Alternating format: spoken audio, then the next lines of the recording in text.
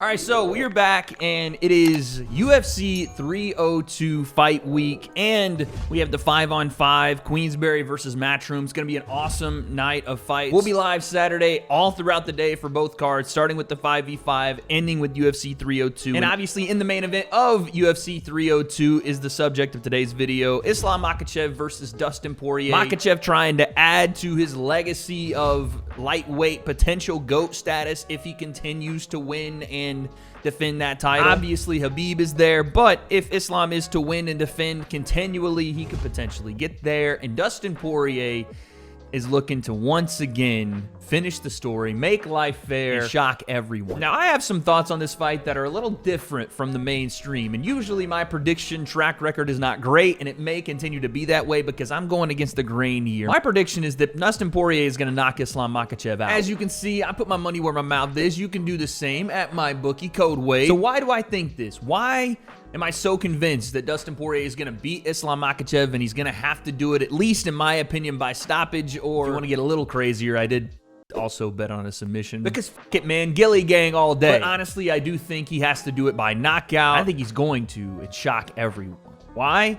The breakdown, let's go. All right, so first off, let's get out of the way the conventional thinking of what's going to happen in this fight. Obviously, a lot of people, and myself included, do think that Islam Makachev has more ways to win this fight. I think he can win this by submission. I think he could also win this by knockout, and I think he can win this fight by decision. I do think Islam Makachev is a more well-rounded martial artist and a younger one at this time frame. So yes, the odds makers are probably right here. Islam has a better chance of winning this fight, for sure. Number two, there is the floating around 35-year-old curse. I understand this, and Dustin falls into that category. When you turn 35, I think the fighter's record is like 2-27 or something in title fights. Someone's gonna have to correct me in the comments, but it's not great. Once you hit the age 35, things tend to roll downhill. And Dustin's not a normal 35. He's been in the UFC since he was, I think, in his early 20s, maybe 20 years old. So yeah, he's been around the block a time or two. And Islam has put down everybody in his path right now. I'm giving you reasons to pick against me and pick Islam Makachev. It's the easy pick. It's the conventional one. But I just have a feeling, it's a gut feeling, that that's not the way this is going to go. And I'll tell you why. One, Dustin Poirier at this moment is a man desperate to finish his story. He's talking about retirement, which, again, you don't necessarily like before a fight starts, but he's also talking about urgency, the need to get this done now or it will never happen. And he's had shots at the belt, but this is the last one. This is the last ride, and as he's finding his way to the end of this, it's almost fitting that it's against the protege of the guy he couldn't beat for the title earlier. Khabib Nurmagomedov choked Dustin out in front of his father. Rest in peace to father's plan. But he's passed that on to Islam, and people even think that Islam may be a better version of Khabib. At least he may potentially get to that point. But this is a good thing, in my opinion, for Dustin Poirier. He has seen and felt and been in there with the elite level grappling of the Dagestanis, right? He understands what makes them elite. He even said so after his fight when talking, I think, to Joe Rogan or somebody. He was not talking about the power they possess or anything specifically strong. It's just that they're experts in movement. And Dustin Poirier can't afford to take risks that he sometimes does against other grapplers, leaving himself open to submissions and things that can get him caught against a guy like Islam, because Islam will take advantage of it. His understanding of his weight distribution, where my weight needs to be to keep me up, to build back up, and his understanding of grappling is impressive. I mean, the best I've ever felt. His understanding of what I needed to do and what positions I needed to be in to advance, he was steps ahead. If you can. Okay, I wanted to explode more, but he's looking for submissions, waiting for me to explode. It's okay, but on the feet we can be a little more offensive now. We can start letting our hands go. Him saying that in the middle of the Khabib fight was Dustin learning. Obviously, everybody fights different, but what makes the Dagestani wrestlers and what makes Khabib and what makes Islam so good in their grappling is that they're experts at manipulating position and holding body control, but while doing so, looking for offense. And I think Dustin understands, or at least remembers, being in those positions and how you can't really take risks like he did against Benoit Saint-Denis just a fight ago. You can't have that happen. You're jumping Gilly after Gilly, because at some point that's going to be reversed and Islam will take a dominant position and finish the fight. And I expect Dustin to be able to handle himself as far as defensive grappling, even if he takes the Volkanovski exploding or trying to reverse and grab submissions, things like that. Just making sure he can maintain that position. If he can get back to his feet and flip Islam, cool, but getting back to the striking is obviously a major importance here for Dustin Poirier, and I think, again, his experience in the Khabib fight, watching tape on Islam Makachev in the Volkanovski 1 fight, those will be, at least in my opinion, what he needs to do to maintain success in the fight. And speaking of the Khabib fight, Poirier landed that rocked Khabib that actually did it, but that stance is important. Stay with me, I'll explain. Dustin Poirier's right hand is his dominant hand, but he fights southpaw, so he uses his lead hand as a damage weapon. Now, he can still hurt you with the backhand, but something he does and likes to do often is switch stance out of southpaw to orthodox as he moves forward. This happened in the Khabib fight. This is the combination I'm talking about. He will again and just walk forward switching as he does. And it didn't land on Khabib, but it did penetrate a bit of that defense and had him looking like he was fighting demons in an exorcism while he was trying to defend some of that stuff. Now, again, Khabib did a really good job of it, even if it was unorthodox, and no one teaches that defense. But that switching a stance, I think, is going to be important, because let's rewind the clock on the Islam Makachev and Volkanovski fight. Yes, the second fight was complete dominance for Islam, and the first fight was a really good showing as to the striking ability of Islam. But in that fight, there are moments where Volkanovski, who's a predominantly orthodox, multiple times on Islam, he was having trouble dealing with it, especially early. I think rounds 1 and 2, it landed big time and definitely shocked Islam. Now, again,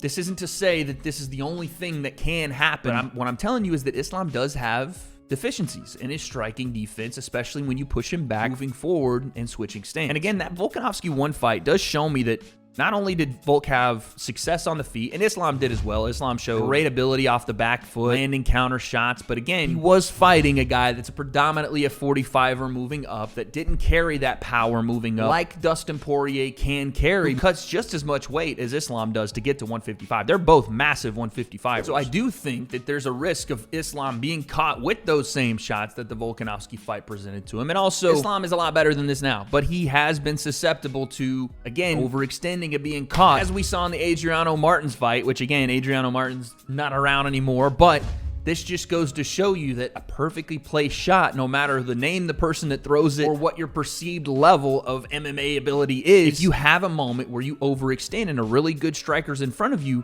bad things can happen. Here you see it. He overextends with his backhand. He doesn't do this a lot anymore, but Adriano Martins, bang, check lead hook, lands on the butt, and Islam's out. Dustin Poirier has one of the best check lead hooks in MMA right now, because, again, he's a dominant right-hand fighter that's fighting southpaw. He throws that over the top. He caught Conor McGregor multiple times with it. You can see that on screen now. Time and time again, as Conor overextended his left hand, Dustin was able to catch him, even pointed to him, got you with that one, and was able to pivot out. Now, I don't think that Islam is going to overextend multiple times with just a lead backhand. He's gotten far better as a striker. He's going to be able to utilize his jab a lot better. He's got great knees up the middle. He's got a great teep kick up the middle as well. And again, this isn't just a striking match. What I'm telling you are the opportunities for Dustin Poirier to win, as small as they may be, I think he can take advantage of. And while Islam has proven now he is a good to great striker, I think a little bit of that may come into the fight where Islam wants to prove that he's the better striker. He wants to prove that he's a better boxer. And I think that there are even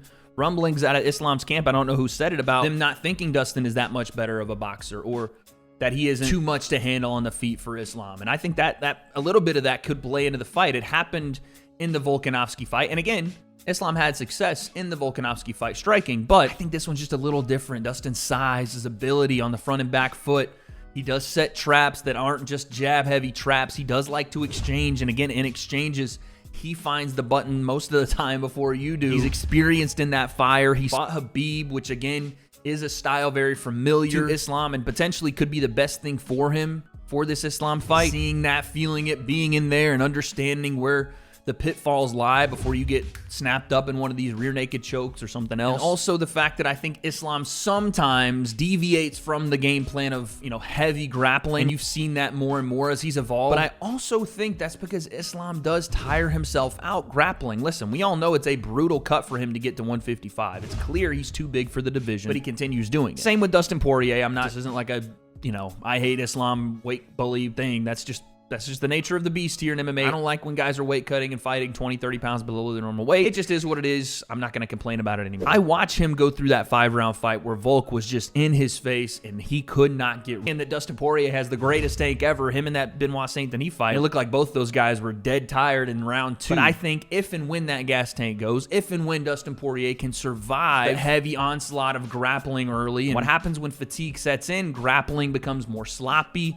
becomes less intent, becomes less dangerous, and striking begins to take over. In those moments is where I think Dustin Poirier could potentially turn the tide and shock people here. I don't think that it's going to be something crazy like a first round check hook and Dustin wins the fight. It could happen that way, but more than likely, in my opinion, what has to happen is Dustin's going to have to go through hell in the first 2 to 3 rounds, hold his own, gain some respect, stop a little bit of the grappling, and when the fatigue starts to set in, if he continues to defend, if he's able to, 1, either stifle off the grappling, or 2, keep this as a striking fight, and Islam starts to fatigue, and I'm telling you, I think he will start to fatigue as those rounds go on. With all the things I've said, with Dustin being able to land big with his lead hand, switching stance, looking to his uppercuts, as Islam at some point is for sure going to see that switch stance and duck under to try to land his big-time takedown. Again, you're going to have to go through hell if you're Dustin Poirier and fight off a lot of submission attempts, fight Islam off your back in that backpack position, try to get back to your feet. It's not going to be pretty. It's not going to be nice if he can last into those later rounds. While the money says, and probably rightfully so, Islam by submission, Islam by ground and pound, TKO, Islam by decision, I think Dustin Poirier, in the words of the great Teddy Atlas, has 25 minutes to make life fair. I know that